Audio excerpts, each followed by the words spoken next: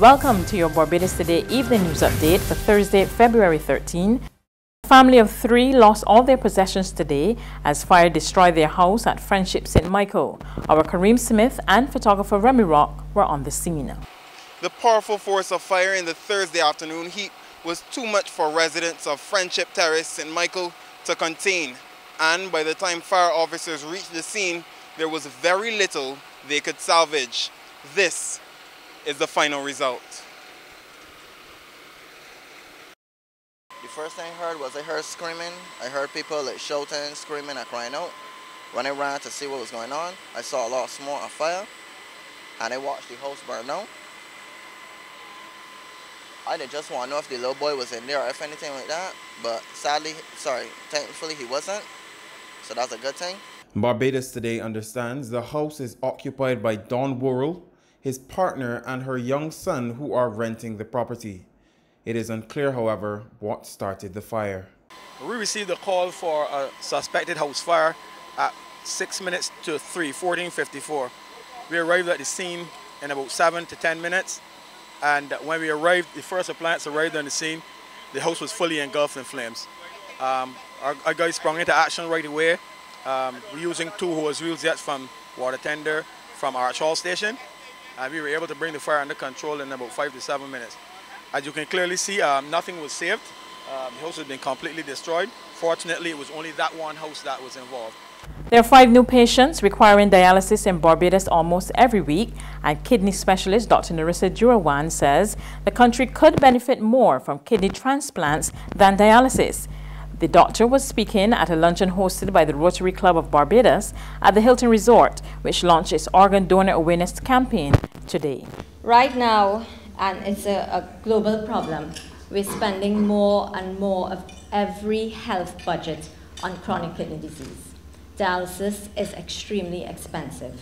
In fact, in Barbados, we cannot cope with what we're seeing. We don't have enough resources to dialyze the number of patients that we're seeing. So kidney transplantation, it saves money when compared to dialysis. And that money that we're saving, we can use to help more patients with chronic kidney disease. Because hemodialysis and peritoneal dialysis, it is not a sustainable long-term solution for chronic kidney disease. So we need to gear most of our resources towards transplantation. The kidney transplant program was revived in 2015 with the help of the UK-based Transplant Links community.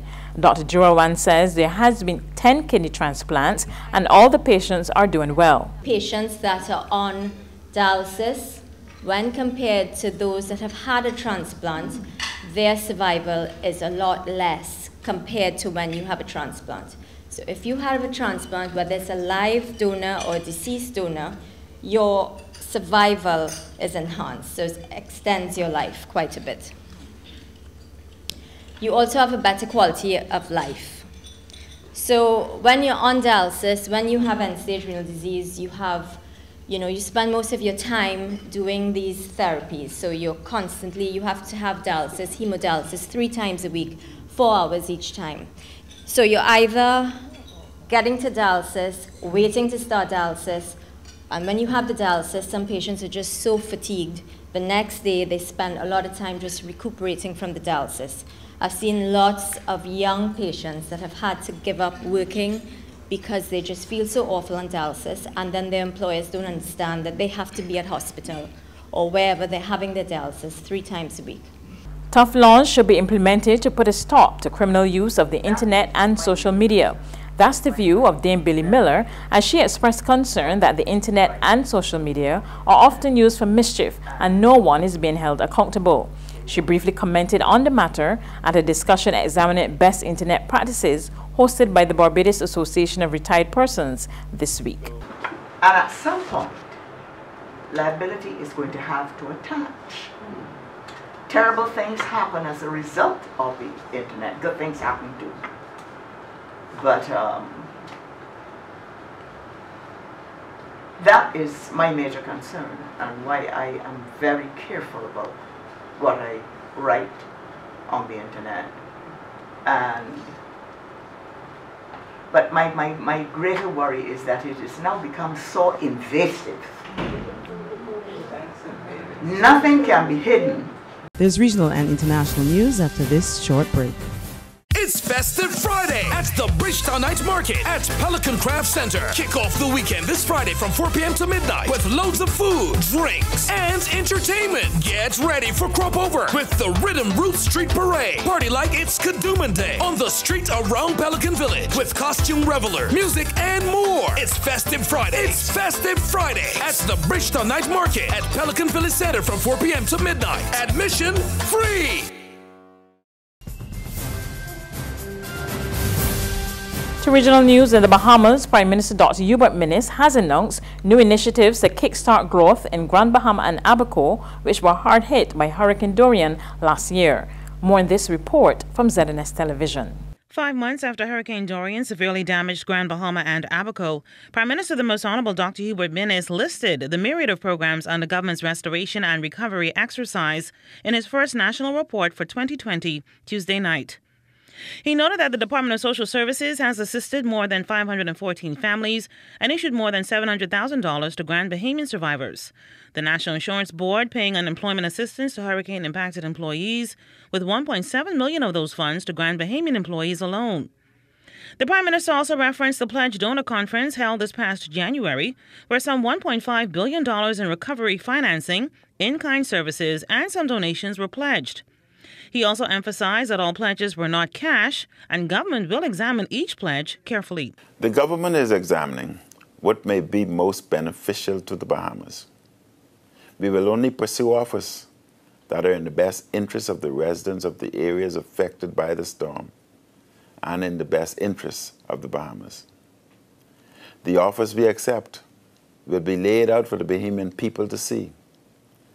It is essential that we promote a culture of transparency with disaster relief assistance, especially because of questionable and corrupt practices with hurricane funds, as we have seen in the past. Further afield in China, patients who have recovered from the coronavirus have been sharing their stories. We get more in the CNN report. With a rising death toll and a growing number of confirmed cases, these are the images most often associated with the novel coronavirus. But first-hand accounts confirm the deadly virus can be beaten. Chinese state media has shifted much of its coverage to these images.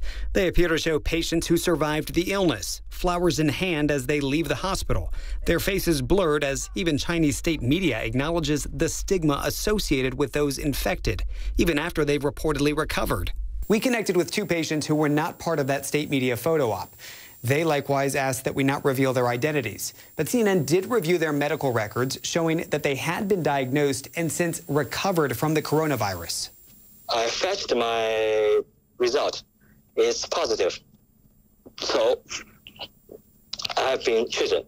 This 21-year-old college student, who asked we call him Tiger Yi, says he was attending language courses at a school in early January near the Wuhan seafood market, believed to be ground zero of the virus. Yi started feeling sore and sick to his stomach in mid-January. Initially, he tried treating it with cold medicine, but with each passing day, it got worse. My dad realized that maybe something wrong has happened. So my dad urged me to back to home immediately. He then started running a fever and decided to go to the hospital. It's a real mess. It's a lot of people, a lot of nurse and doctor in the fever clinic. Yi eventually found a less crowded hospital willing to test him. His positive diagnosis gave him quick access to antiviral drugs, which he says proved effective. Within a week, he said he was already feeling better. Video chatting with us from a nearby city, this 31-year-old Wuhan engineer describes his initial diagnosis. I was scared and fearful, having contracted this disease. He said getting tested took days because of scarce hospital testing resources. When his case was finally confirmed and he was admitted for treatment, he felt confident that he could battle through the illness. I think for the young and the strong, the disease is more like a heavy cold, only that it is highly contagious, so it causes panic. The road to recovery varies for each person. For some, it's easier than others.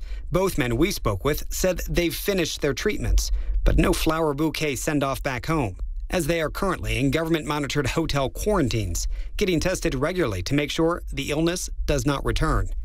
That's news, but for the very latest, visit our website at www.barbadostoday.bb. You can also subscribe to our e-paper, email updates, or like us on Facebook, and sign up for our breaking news alerts via WhatsApp.